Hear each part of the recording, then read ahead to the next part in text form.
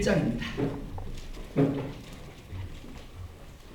요한복음 21장 15절로 19절에 있는 말씀 함께 보도록 하겠습니다. 요한복음 21장 15절로 19절에 있는 말씀입니다. 신약 성경 186면이 되겠습니다. 교독합니다. 15절 제가 보겠습니다. 그들이 조각 먹은 후에 예수께서 시몬 베드로에게 이르시되 요한의 아들 시몬아 네가 이 사람들보다 나를 더 사랑하느냐 하시니 이르되 주님 그러하나이다. 내가 주님을 사랑하는 줄 주님께서 아시나이다. 이르시되 내 어린 양을 먹이라 하시고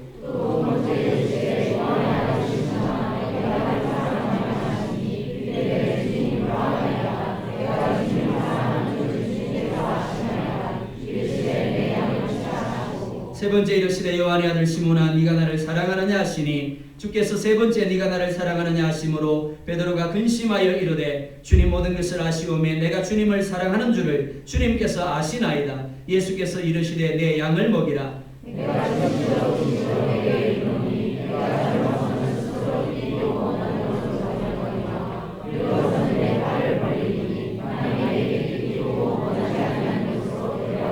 같이 봅니다. 이 말씀을 하시면 베드로가 어떠한 죽음으로 하나님께 영광을 돌릴 것을 가리키심이로라. 이 말씀을 하시고 베드로에게 이르시되 나를 따르라 하시니 아멘. 네가 나를 사랑하느냐라는 제목으로 하나님의 말씀 증거하도록 하겠습니다.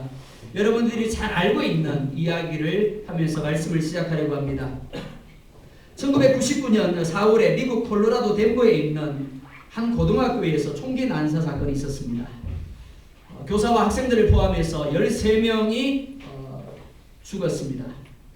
그 중에 캐시 보넬이라는 학생이 있었습니다. 히틀러의 생일을 맞아서 학교 내 블랑스컬 집단이었던 트렌치코트 마피아 단원인 해리스와 콜리 볼드라는 학생이 총기를 들고 교정에 들어갔습니다.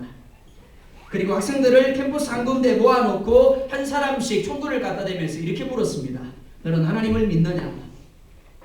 이 질문에 거의 대부분의 아이들이 살기 위해서 믿지 않는다라고 대답을 했습니다. 두 명의 범인 중 한 사람이 17살 된 캐시 보넬에게 총을 겨누었습니다. 그리고 똑같은 질문을 했습니다.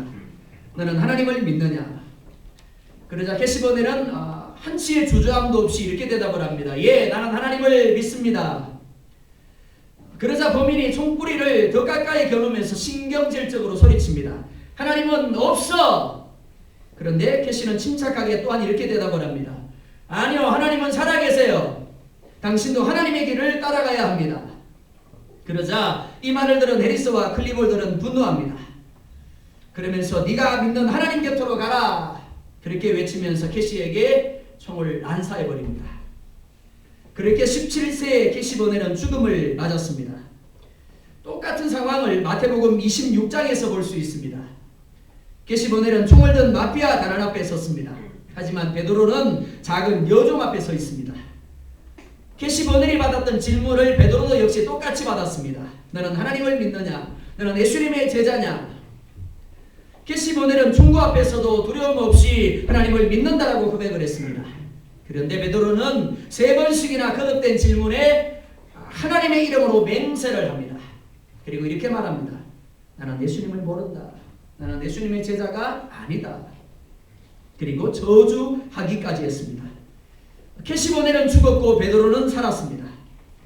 누구에게나 하나뿐인 생명입니다. 따라서 누구에게나 생명보다 더 소중한 가치를 지니는 것은 없습니다.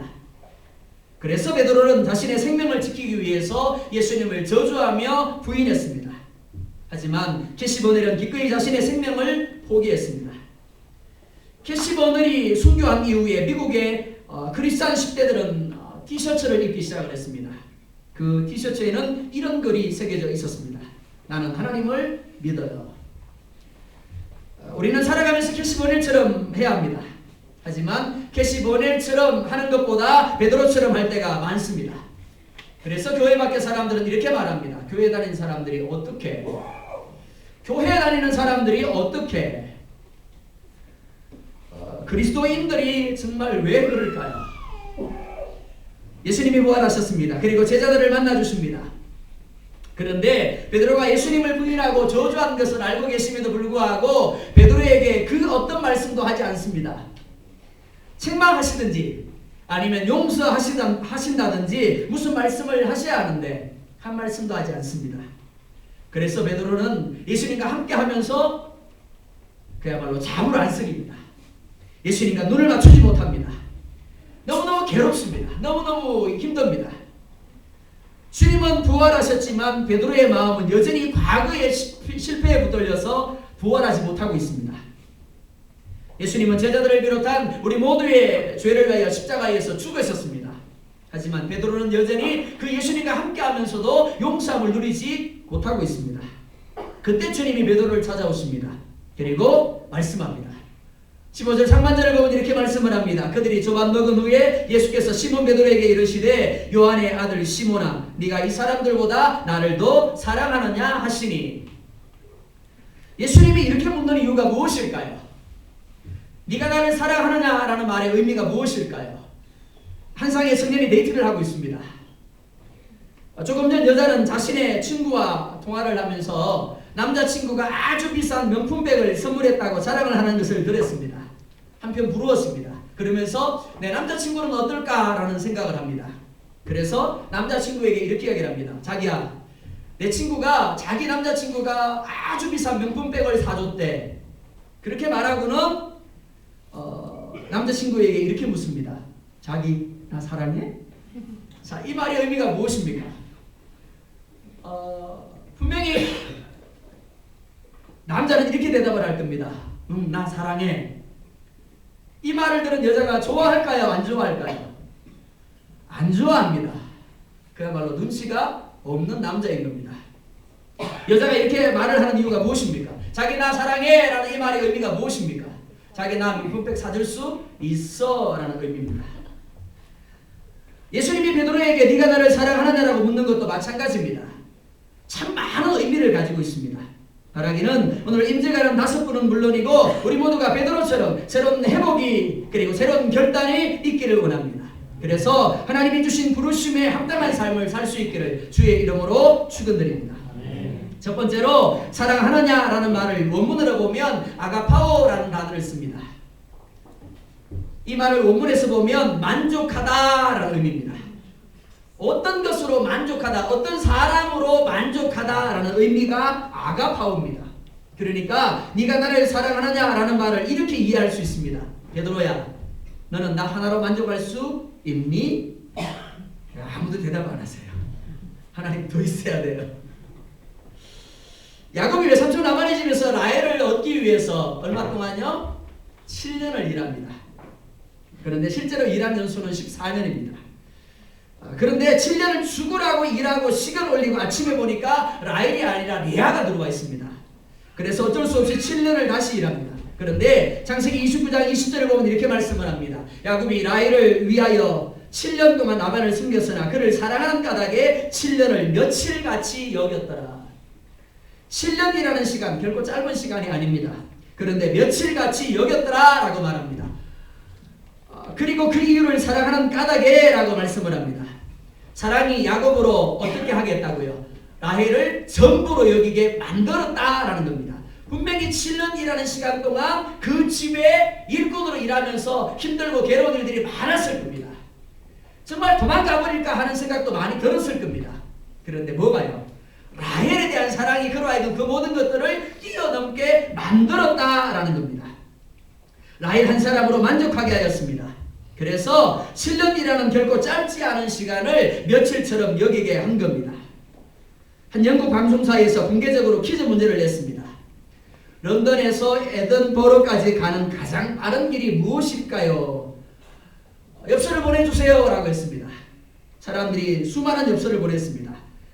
그 중에 이런 이야기들이 있었습니다. 어디까지는 자동차를 타고 가고 어디까지는 기차를 타고 어디서부터는 버스를 타십시오. 공항으로 가서 비행기를 타고 공항에 내려서 택시를 타십시오. 또 어떤 사람은 아예 처음부터 헬리콥터를 타고 이동하십시오 라고 했답니다. 그런데 당첨된 1등이 어떤 내용이었을까요? 1등은 이런 겁니다. 사랑하는 연인과 함께 여행한다. 상대성 원리에 의하면 공간이 시간을 지배합니다. 그러나 이 퀴즈에 의하면 사랑이 시간을 지배한다는 것입니다. 사랑은 순간적으로 시간을 벗어나게 합니다. 영혼의 세계로 빠져들게 합니다. 예수님께서 모든 사람들이 자신을 부인하고 떠나갈 것이라고 말씀했습니다. 그때 베드로는 이렇게 말합니다. 모두 주를 버릴지라도 나는 결코 버리지 않겠나이다. 자, 베드로의 이 말이 거짓이었을까요? 아니면 참이었을까요? 참입니다. 그런데 베드로는 자신이 그렇게 확신을 갖고 한 말과는 달리 작은 여종 앞에서 힘없이 무너져 버립니다. 하나님의 이름으로 맹세하며 예수님을 부인합니다. 저주합니다. 베드로의 문제가 무엇일까요? 베드로는 지극히 감정적이고 즉흥적인 사람입니다. 예수님이 모든 사람이 자기를 부인하고 떠나갈 것이라고 말씀할 때도 그는 지극히 감정적으로 즉흥적으로 나는 결코 떠나지 않겠습니다 라고 말한 겁니다. 그런데 감정의 문제가 무엇입니까? 수시로 변한다라는 겁니다. 그래서 조금 전에 검은 물이 팥뿌리가 될 때까지 사랑하겠습니다 라고 서원하고는 신혼여행 가려고 차를 타다가 문 안 열었다고 화내면서 싸우고는 이혼해. 그게 감정입니다. 하나님의 사랑과 사람의 사랑이 있습니다. 아가페와 에로스가 그것입니다. 에로스의 사랑은 중심에 나 자신이 있습니다. 반면 아가페의 사랑은 중심에 상대방이 있습니다. 에로스의 사랑은 자신의 가치를 추구하는 것이고 아가페의 사랑은 상대방의 가치를 추구하는 것입니다. 그래서 아무리 좋았더라도 더 이상 자신에게 유익이 없다라고 생각되면 언제라도 끝낼 수 있는 것이 에로스의 사랑입니다. 그래서 요즘 두 쌍이 결혼하면 두 쌍이 이혼한다고 합니다. 하지만 아가페 사랑은 가치가 없고 자격이 없는데도 불구하고 가치가 있다고 여겨주고 자격이 있다고 여겨주는 겁니다. 인정해주는 겁니다. 그래서 로마서 5장은 우리가 아직 연약할 때, 우리가 아직 죄인 되었을 때, 우리가 원수 되었을 때 우리를 위하여 죽으심으로 라고 말합니다. 교회 안에서 사랑이 얼마나 중요한 가치를 지닐까요? 요한계시록 2장 4절과 5절을 보면 이렇게 말씀을 합니다. 그러나 너를 책망할 것이 있나니 너의 처음 사랑을 버렸느니라. 그러므로 어디서 떨어졌는지를 생각하고 회개하여 처음 행위를 가지라. 만일 그리하지 아니하고 회개하지 아니하면 내가 네게 가서 네 촛대를 그 자리에서 옮기리라. 에베소 교회는 예수님께로부터 넘치도록 칭찬을 받은 교회입니다. 이렇게 말씀을 합니다. 내가 너의 행위와 수고와 인내를 알고 또 악한 자들을 용납하지 아니한 것과 자칭 사도로 하되 아닌 자들을 시험하여 그의 거짓된 것을 네가 드러낸 것과 또 내가 참고 내 이름을 위하여 견디고 게으르지 아니한 것을 아노라. 얼마나 대단한 교회입니까? 그런데 주님은 그 대단한 교회의 첫사랑이었다라고 말합니다. 9가지가 있는데 한 가지 사랑이 없다라고 말합니다. 그러면서 말씀을 합니다. 그 사랑을 회복하지 아니하면 촛대를 옮기겠다. 교회 문을 닫아 버리겠다라고 말씀을 합니다. 왜요? 그렇게 대단한 교회를 향하여 고작 한 가지 사랑이 없다라고 해서 주님이 이렇게 흥분하시는 이유가 무엇인데요? 고린도전서 13장 1절에서 3절을 보면 또한 이렇게 말씀을 합니다. 내가 사람의 방언과 천사의 말을 할지라도 사랑이 없으면 소리나는 구리와 울리는 꽹과리가 되고 내가 예언하는 능력이 있어 모든 비밀과 모든 지식을 알고 또 산을 옮길 만한 모든 믿음이 있을지라도 사랑이 없으면 내가 아무것도 아니요. 내가 내게 있는 모든 것으로 구제하고 또 내 몸을 불살하게 내줄지라도 사랑이 없으면 내게 아무 유익이 없느니라. 자, 여러분들 속으로 한번 대답해 보시기 바랍니다. 내가 지금 방언하고 있다. 몇 분은 손 안 드셨네요. 방언하고 계시는 분이 있을 겁니다. 그죠? 대단한 겁니다. 방언하지 못하는 분의 입장에서 본다면 부러워요. 중고등부를 사역을 하면서 늘 아이들에게 물어요. 캠프를 가면서 자, 첫 번째 기도 제목이 뭐냐? 그러면 첫 번째 나오는 게 뭐가 하면 방언이에요. 목사님 이번에는 꼭 방언 받고 싶어요. 이번에는 새로운 방언을 받고 싶어요. 이렇게 이야기를 합니다. 그러니까 방언하는 게 대단한 거예요. 근데 또 뭐라 말합니까? 천사의 말을 하고 라고 말합니다. 예언하고 라고 말합니다. 모든 비밀과 모든 지식을 알고 산을 옮길 만한 믿음이 있다라고 말합니다. 얼마나 대단한 사람입니까? 그런데 이렇게 말합니다. 그럴지라도 뭐가 없으면요? 사랑이 없으면 아무것도 아니요 라고 말합니다. 그러니까 가장 중요한 것이 뭐라고요? 사랑이라는 겁니다. 내가 가진 모든 것으로 구제하고 몸을 불살하게 내줄지라도 사랑이 없으면 아무 유익도 없다라고 말합니다. 첫 번째도 사랑, 두 번째도 사랑. 교회에 있어서 가장 중요한 것 사랑이다라고 말합니다. 우리에게도 마찬가지입니다. 목회자인 저에게도 오늘 임재가는 5분에게도 우리 모든 성도들에게도 그리스도인으로서 첫 번째 가장 중요하게 여길 것이 무엇이가 하면 사랑이라는 겁니다. 사랑이 없으면 뭐라고요? 아무것도 아니요 라고 말합니다. 그런데 에로스의 사랑이 아닙니다. 아가파오의 사랑입니다. 하나님이 우리를 전부로 여기셔서 자기 아들을 아끼지 아니하고 내어주신 것처럼 우리도 그 하나님을 전부로 여기는 사랑입니다. 주님은 지금 베드로에게 감정적 에로스가 아닌 의지적인 사랑을 묻고 있습니다. 그것도 아가파오의 사랑. 베드로야, 정말 너 나 하나로 만족할 수 있느냐라고 묻고 있는 겁니다. 베드로가 여종 앞에서 예수님을 부인하고 저주한 이유가 바로 여기에 있습니다. 입으로는 예수님에 대한 사랑을 말합니다. 하지만 실상은 예수님을 전부로, 예수님 한 분으로 만족하지 못한 겁니다. 그런데 하박국 3장 17절과 18절을 보면 이렇게 말씀을 합니다. 비록 무화과 나무가 무성하지 못하며 포도나무에 열매가 없으며 감람나무에 소출이 없으며 밭에 먹을 것이 없으며 우리의 양이 없으며 외양간에 소가 없을지라도 있는 게 뭔데요? 아무것도 없어요. 그러니까 다른 사람이 보기 어떻다고요? 저 사람이 믿는 사람이야? 그런데 삶이 저래? 하나님이 함께 하시고 하나님이 축복하는 삶으로 결코 인정할 수 없는 모습이에요. 그런데도 뭐라고 이야기합니까? 나는 여호와로 말미암아 즐거워하며 나의 구원의 하나님으로 말미암아 기뻐하리로다. 사업이 망해도, 직장에서 쫓겨나도, 성공하지 못해도, 건강하지 못해도, 어느 누구 하나 부러워할 만한 조건이 없어도 주님으로 인하여 만족해하고 행복해하고 기뻐할 수 있어야 한다는 겁니다. 그게 사랑합니다. 베드로에게 나 하나로 만족하겠느냐고 물은 주님이 오늘 임재하는 여러분들에게 묻습니다. 여러분들은 정말 주님 한 번만으로 만족할 수 있습니까? 그리고 우리에게 동일하게 묻습니다. 사랑하는 성도 여러분, 정말 주님 한 번만으로 만족할 수 있습니까? 그렇게 되기를 바랍니다. 두 번째로, 사랑은 무리를 치고 먹이는 것입니다. 예수님이 네가 나를 사랑하느냐고 아가파오로 물을 때 베드로는 필레오로 대답을 합니다. 필레오의 의미를 원문에서 보면 좋아하다, 더 중요하게 여기다입니다. 또한 관심과 돌봄과 함대의 뜻을 함축하고 있습니다. 그러니까 베드로가 사랑합니다 라고 대답한 것, 이런 의미입니다. 주님을, 주의 사랑을, 주님의 일을 내가 더 중요하게 여기겠습니다. 돌보겠습니다. 환대하겠습니다. 관심을 가지겠습니다 라는 의미입니다. 이전에는 그러하지 못했지만 이제부터는 내가 그런 삶을 살겠습니다라는 결단의 의미가 있는 겁니다. 그리고 예수님은 그런 베드로의 대답에 이렇게 말합니다. 내 양을 먹이라, 내 양을 치라. 예수님을 누구보다도 사랑한다고 자부했던 베드로입니다. 하지만 베드로는 작은 여종 앞에서 예수님을 부인하며 저주하고 말았습니다. 이런 베드로가 어떻게 교회의 리더자가 될 수 있습니까? 이런 베드로가 어떻게 강단에서 믿음을 말하고 사랑을 말할 수 있겠습니까? 그런데 예수님은 그런 베드로를 이렇게 세우십니다. 그리고 그에게 양을 돌보라고, 양을 치라고 말씀을 합니다. 여기서 말하는 양은 바로 사람입니다. 그것도 교회 안의 사람들을 가리킵니다. 사역적인 면에서 바울만큼 위대한 사도가 없습니다. 그러나 베드로는 초대교회의 기둥이었습니다. 그가 없었다라면 초대교회는 존재할 수가 없었다라고 할 수 있습니다. 베드로가 그렇게 할 수 있었던 것은 오직 하나, 예수님에 대한 사랑 때문이었습니다.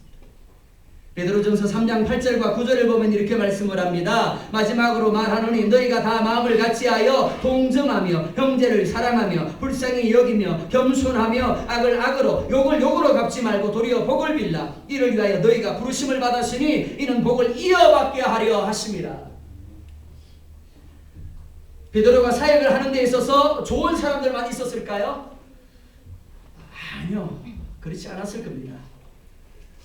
베드로가 사역했던 초대교회나 오늘 이 시대 교회나 별반 다르지 않았을 겁니다. 그렇다고 한다면 베드로를 기쁘게 하는 사람이 있었는가 하면 매번 베드로가 무언가를 하려고 할 때마다 태클을 걸고 걸려 넘어지게 만드는 그런 사람들도 있었을 겁니다. 그런데 베드로가 어떻게 말하고 있습니까? 이렇게 말합니다. 동정하며 사랑하며 불쌍히 여기며.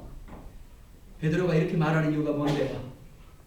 자신이 바로 그런 사람이었기 때문에 그렇습니다. 자신이 예수님으로부터 동정과 사랑과 불쌍히 여김을 받은 사람이었기 때문입니다. 사실 제일 힘든 것이 사람을 사랑하는 것입니다. 이것이 십자가입니다. 자신의 자녀를 사랑하는 것도 쉽지 않습니다. 하물며 남이겠습니까? 그런데 주님은 우리가 먹여야 한다라고 말합니다. 우리가 서야 한다라고 말합니다. 저는 이 말씀의 의미가 단지 목회자들에게만 해당되는 것이라고 생각하지 않습니다. 우리 모든 믿음의 사람들에게 해당되는 것이라고 여깁니다. 빌립보서 2장 3절을 보면 이렇게 말씀을 합니다. 오직 겸손한 마음으로 각각 자기보다 남을 낮게 여기고 각각 자기 일을 돌볼 뿐더러 또한 각각 다른 사람들의 일을 돌보아 나의 기쁨을 충만하게 하라. 너희 안에 이 마음을 품으라. 곧 그리스도 예수의 마음이니 곧 그리스도 예수의 사랑이니 라고 말합니다. 그 사랑이 어떻게 한다고요? 자기 일을 돌볼 뿐 아니라 또한 각각 다른 사람들의 일을 돌보게 한다라고 말하고 있습니다. 그 사랑을 받으신 여러분, 사랑으로 돌보고 사랑으로 섬기며 사랑으로 환대하고 사랑으로 채워주고 있습니까? 우리는 다른 사람을 사랑할 자격도 능력도 없습니다. 그래서 사랑하라고 주신 사람을 비판하기 일쑤입니다. 정죄하기 일쑤입니다. 상처를 주기 일쑤입니다. 하지만 주님의 사랑이 내 안에 살아있으면 능히 가능합니다. 그래서 첫사랑을 잃어버린 에베소 교회에 대하여 첫사랑을 회복하지 아니하면 촛대를 옮길 것이라고 하신 겁니다. 예수님의 마음이 답입니다. 예수님의 사랑이 답입니다. 그 사랑이 있으면 누구라도 사랑하지 못할 사람이 없는 겁니다. 제가 사역을 하다가 힘들 때가 있습니다. 지칠 때가 있어요. 그럴 때마다 하나님 앞에 푸념을 이렇게 합니다. 하나님 도대체 왜요? 그럼 하나님 뭐라 그러실까요? 여러 말씀 안 하세요. 하나님이 떠올려주시는 생각이 뭐가 하면 제가 고3 때 성령 체험을 했을 때 주님이 환상 중에 저에게 주신 말씀을 떠올려주십니다. 이겁니다. 내가 너를 위하여 몸버려 피 흘려 죽었건만 넌 날 위해 무엇 주었느냐. 그 말씀 듣고 나면 할 말이 없어요. 잊어버린, 식어져버린 사랑을 다시금 회복시켜 주시는 겁니다. 교회 안의 문제는 대부분 사랑받기 원하면서 정작 사랑을 하려 하지 않는 데 있습니다. 예수 그리스도의 용서와 사랑을 받은 자마다, 그리고 베드로처럼 예수님에 대하여 사랑합니다라고 고백하는 자마다 이제 나를 사랑해주고 나를 이해해달라고 할 것이 아니라 다른 사람을 사랑할 수 있어야 됩니다. 다른 사람을 이해할 수 있어야 되고 다른 사람을 섬기는 자리에 나아갈 수 있어야 됩니다. 이게 뭐라고요? 필레오입니다. 우리도 베드로처럼 신앙생활 하다가 넘어질 수 있습니다. 실패할 수 있습니다. 결심을 하지만 얼마 가지 못해서 식어져 버릴 수 있습니다. 그때 우리가 구해야 할 것은 단 하나입니다. 하나님, 아가포의 사랑이 내게 회복되어지게 하여 주십시오. 그리고 아가포의 사랑을 통해서 필레오의 사랑을 하게 해 주십시오. 그래서 내 안에 주님의 사랑이 회복되기만 하면 예배도 전도도 기도도 봉사도 뭐든지 주의 이름으로 할 수 있게 되어지는 겁니다. 그러니까 오늘 임재가는 분들은 물론이고 우리 모두는 우리 안에 주님에 대한 사랑으로 충만하게 해야 합니다. 그래서 다윗도 시편 51편에서 이렇게 말합니다. 주의 구원의 즐거움을 내게 회복시켜 주옵시고. 이 기도가 우리의 기도가 되기를 원합니다. 마지막으로 세 번째, 사랑은 따르는 것입니다. 따르다는 아콜루데오라는 단어를 사용을 합니다. 이 말의 의미는 함께 간다라는 의미입니다. 제자들은 예수님의 나라가 임하면 이렇게 고백을 했습니다. 주여, 나를 좌편에 앉게 해주세요. 나를 우편에 앉게 해주세요. 내가 국무총리가 되게 해주세요. 내가 장관이 되게 해주세요. 주님, 내가 주님을 따르겠사오니 우리의 가정을 축복해 주시고 우리의 사업장을 축복해 주시고 우리의 직장을 축복해 주세요. 그런데 문제가 뭘까요? 예수님이 대적들에게 붙잡힙니다. 누가 예수님과 함께 했습니까? 내가 당신의 나라의 국무총리가 되고 내가 당신의 나라의 장관이 되겠다라고 말했던 제자들 중에 그 어느 하나도 예수님이 붙잡힐 때 예수님과 함께 하지 않았습니다. 하지만 예수님은 함께 영광을 받기를 원하는 자들마다 고난도 함께 받아야 할 것이다 라고 말씀을 합니다. 그리스도인은 이 함께함에 부름받은 사람들입니다. 하지만 우리는 단지 영광에만 함께 하려는 경향을 가지고 있습니다. 복만 주세요. 고난은 주님만 받으세요. 그러면서 그것이 하나님의 뜻이라고 생각을 합니다. 그런데 누가복음 9장 23절을 보면 이렇게 말합니다. 또 무리에게 이르시되 아무든지 나를 따라 오려거든 자기를 부인하고 날마다 자기 십자가를 지고 나를 따를 것이니라. 예수님이 우리에게 함께 가자고 하시는 길은 천국을 향한 길입니다. 영생을 향한 길입니다. 그러나 그 길은 좁다라고 말합니다. 협착하다라고 말합니다. 그래서 가는 사람이 많지 않다라고 말씀을 합니다. 왜냐하면 그 길은 자기를 부인하는 길이고 날마다 자기 십자가를 져야 하는 길이기 때문에 그렇습니다. 어떤 사람이 이 길을 갈 수 있을까요?